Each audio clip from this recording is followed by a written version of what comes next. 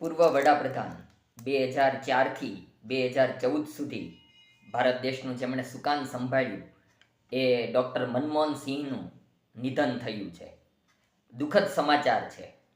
તેમણે ભારત દેશમાં આર્થિક ક્ષેત્રે જે સુધારાઓ કર્યા એ હંમેશ માટે નોંધનીય રહેશે. દરેક વ્યક્તિને પોતાની ઈચ્છા હોય છે, પછી એ રાજા હોય કે ભિખારી હોય.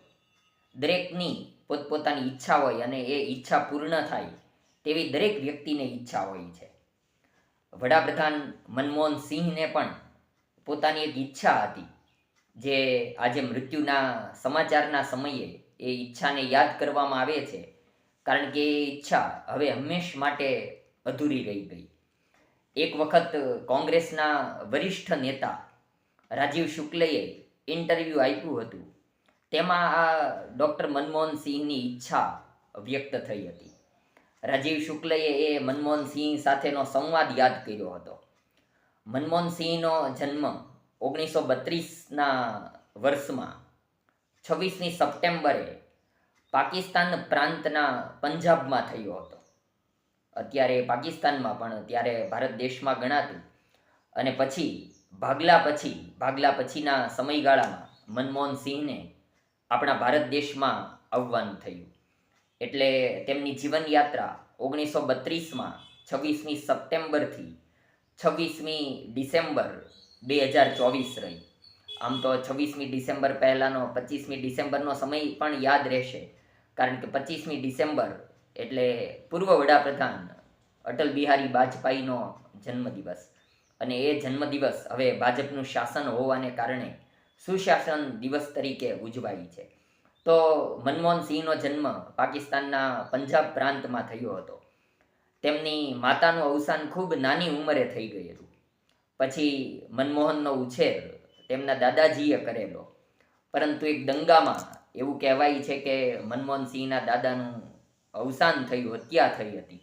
પછી તેઓ મનમોહન સિંહ પોતાના પિતાજી સાથે રહેતા હતા અને ભાગલા સમયે તેમને ભારતમાં આવવાનું થયું.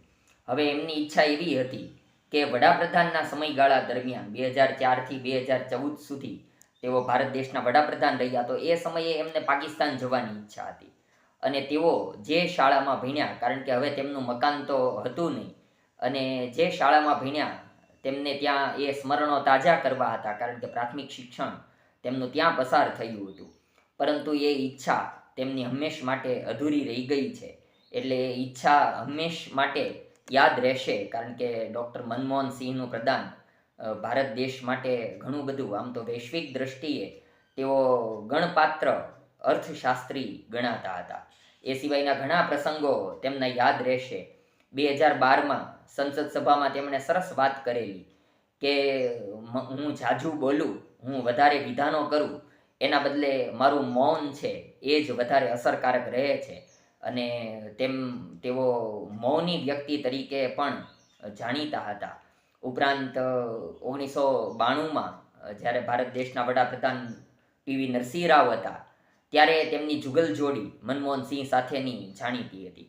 તો ત્યારે તેમણે આર્થિક સુધારાઓ કર્યા. ત્યારે પીવી નરસિંહ રાવે એવું જણાવ્યું હતું કે મનમોહન, જે કોઈ પણ આપણે સુધારા કરીએ છીએ, જો ક્રેડિટ મળશે તો આપણને બંનેને મળશે, પણ જો તેમાં કંઈ આઘું પાછું થાય અને જો કંઈ નિરાશા મળશે તો એ દોષનો ટોપલો તમારા ઉપર ઢોળવામાં આવશે.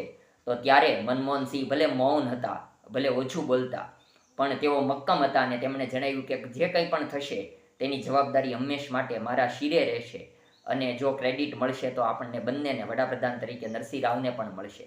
એટલે આ રીતે તેમની મક્કમતા, તેમની ઈચ્છા અધૂરી રહી ગઈ, તેમનું મૌન વ્યક્તિત્વ, પરંતુ તેઓ સજ્જડ વ્યક્તિ હતા.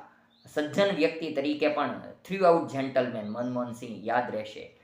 તેમના અવસાન નિમિત્તે તેમને શ્રદ્ધાંજલિ પાઠવીએ છીએ. ઓમ.